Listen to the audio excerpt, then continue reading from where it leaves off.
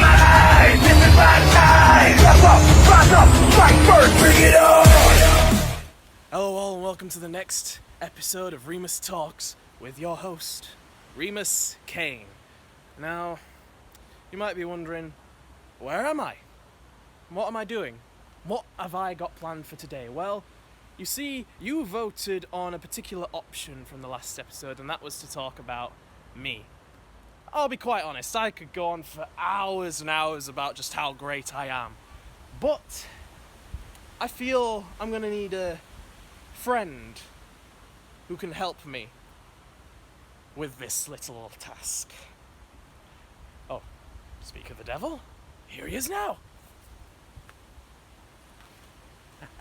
Say hello to the audience, my friend. Hello all.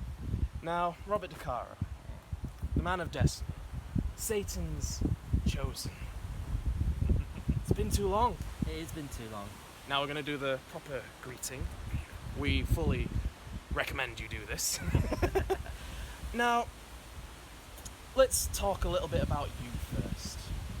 Because I don't believe that people got true answers as to what happened at Redemption. Because I certainly didn't expect you to be coming back.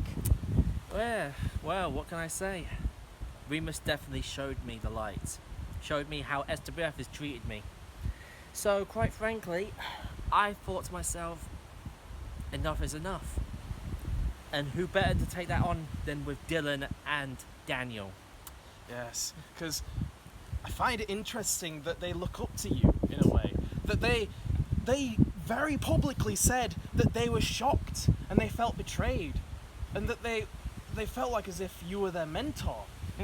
Yet, from what I remember, I didn't see you mentoring them. I saw them kissing up to Lawrence a lot of the time. Especially Daniel Banner. It's almost become like a craft to him. What, kissing ass to Lawrence? That's pretty much a craft though, is it? Might. I was never their mentor. I was never even their friend. Yeah? All I was just another competitor that was better than most of them. But here's the fact. They're still sore about that. I mean, it's understandable. I mean, if they did the same to me, I would hold a grudge. But here's the thing. Daniel Banner, shut the fuck up. We all know that you're a cosplay loser who still lives with his parents. Also is a virgin, but you know, who am I to judge? But Dylan, you still haven't responded to me. Do I really have to go down that road? Do I really have to threaten your family just to get a response? Now, if you ever wanted to know where they are, I do have their address. So, you know, it's entirely possible, Dylan. I have the address of nearly every single person in SWF, minus a few. I actually don't have yours. Oh, I don't live that far. But I don't want them idiots in SWF to know. Well, I just feel like there's no point putting you on that list of addresses because why would I ever want to try and attack you now? Exactly. You're one of my friends. Exactly. I cannot have gotten anywhere without him. Face the facts. Some of you might not like it, but we are unstoppable. Unstoppable. I mean, we are the team. Now, that's something that I definitely agree with. And Harry Greenwood, the newest member of SWF. Hello, Harry. Welcome to SWF. The king of the backyard. A 40-time champion. Come on. I mean, I thought the king of the backyard was Mick Foley. Yeah. I thought it was Mick Foley because he was the one who... Wasn't he the one who introduced hardcore to us? Yeah. In a way. I mean, he was the first one to use tags, which I find funny because Danny says that he's the one who first used tags. Bullshit. Everything about hardcore comes from Mick Foley. Yeah, so... exactly. I mean, come on, Crimson wears a checkered bloody shirt. How much more Mick Foley can you get? I mean, he's not lost a few teeth. He's still got both of his ears. And he doesn't go bang bang. Here's the thing. Crimson likes to think that he's the king of everything. But quite frankly, I've already beaten him twice. He's only beaten me once. Get over yourself, Crimson. You're not that good. Now, I will admit, you did throw me out of a battle royal that didn't even really have any significance in the long run. But I also remember pinning you in a 5-on-5. Yeah, I remember that. It was me versus you for the last ones. And I destroyed you in that match. Yes, I remember.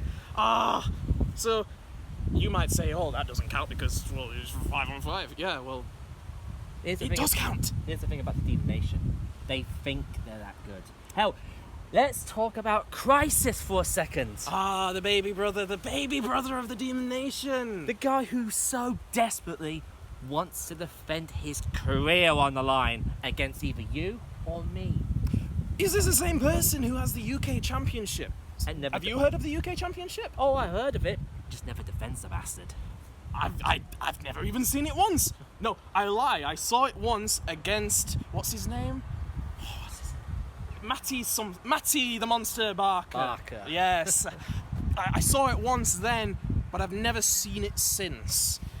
Where is it? Where is your championship? I've not seen it. I've seen mine a lot. You've seen mine a lot. Yeah, I've seen yours, definitely. Yeah. But here's the thing about the Demon Nation. They don't like defending their titles. They are like belt collectors. They win a belt, they take it home, and we never see it again. They are the Brock Lesnar's of SWF, yeah? They only show up when they want to, and they only defend it when they want to. I could not agree with that statement more. What else is happening in the world of... Well, let's go back onto the topic at hand. The person that they chose to speak about on today's episode is me, so I think I'll let you take the floor with this. So, what can we say about Remus Kane? Spectacular athlete. Check. Good on the mic. Check. The most intimidating force that has ever happened in SWF. Check. I mean, the list could go on and on and on and on about this guy. But here's the fact.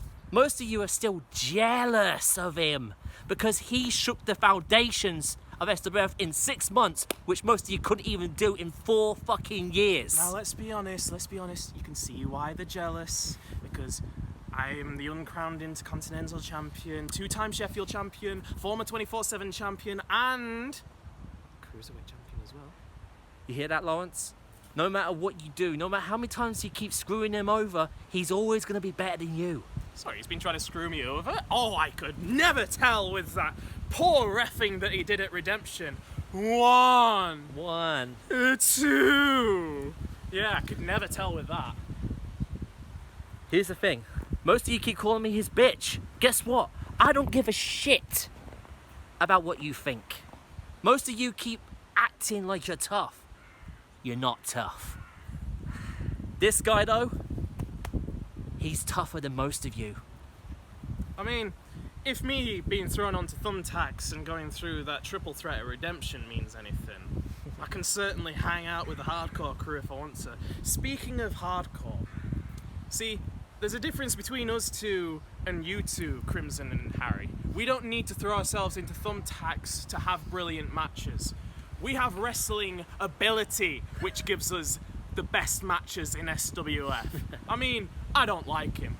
Rob Van Helsing, you remember the matches we've had.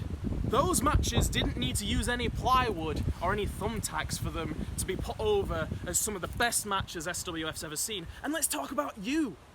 World champion at one point. Intercontinental champion. This man has done it all in SWF, and yet you still crap on him despite him having the best talent in SWF. Where is the sense in that? There should be a rocket strapped to this man already, and yet you would leave him in the dirt. SWF, it does this to me all the time. But then again, I don't expect anything less from Lawrence anymore. The guy is so warped in his mind. Whenever someone calls him out on his bullshit, instead of facing it like a man, what does he do? He goes off and cries like a little baby, and he records himself doing it. If he doesn't do that, he creates a 10-second video using a shitty cartoon back from the 90s to try and prove what exactly? That you can edit a crappy little clip? 10 seconds at that? I do 20-minute videos, and I put more editing skill into those than you ever do into yours. Face the facts, Lawrence. We are better than you. You don't own us. If you did, yeah, then maybe we'll have a problem. But you don't own us. We can do whatever we want to, whenever we want to, and you can't stop us. I mean, let's talk real for a second. What else are we going to do in SWF? I mean, you can't hold talent like us down forever. Eventually there's only one place for us to go, and that's all the way to the top. And I don't care if you put in 10, 20, 30, 1,000 hurdles for us to have to go through. We're gonna get there, and we're gonna stay there for a very long time. You see, you might want to equate us to cockroaches. Now I know that's probably not a good thing in hindsight, but think about it. What is one of the hardest things to kill? Simple. It's simple, really. I mean, you won't be able to get rid of us. We are going to stick into SWF like parasites and feed off of it for us. We will take SWF by storm. It's only a matter of time. Only a matter of time. And though I don't want to reveal anything, it's going well so far, isn't it? Oh, it's like the cogs are turning and they don't know about it. It's just the amount of things we already have in motion, and you can't see it. Oh god, this is so easy. This is so damn easy. I didn't think it was going to be this easy, to be honest, because, you know, it's not hard to miss me. It's not hard to miss what I'm doing. So, how can they miss it? How can they miss everything that's going on? It's simple, because they're idiots. Oh, They don't have a chronosome towards them. See, we're not going to go on for too long, but we just want you to know, man to man, child, the society has declared war on SWF. And we don't tend to take prisoners. And this isn't going to be a war of attrition either, because we're not going to take losses here. It's going to be nice, quick, and simple. That is the promise that we give you as the society. That is the promise that we make to you. Ain't that right? Damn straight. So, that'll be all for today's episode. Oh, it's been good to catch up with you. It really has. Hope everyone's ready. We're coming for you, bitches. Oh, that we are indeed.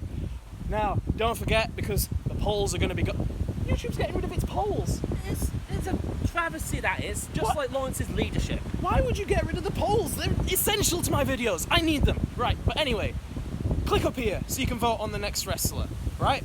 And down below there is a bell icon. Ring it so you can stay up to date with all future videos. Like and share this as well. Spread my message and Decaro's all across the internet. This will be all for today. This has been Remus Kane. And Robert DeCaro. And we're going to see you all, 3, 2, 1, in the next episode. episode.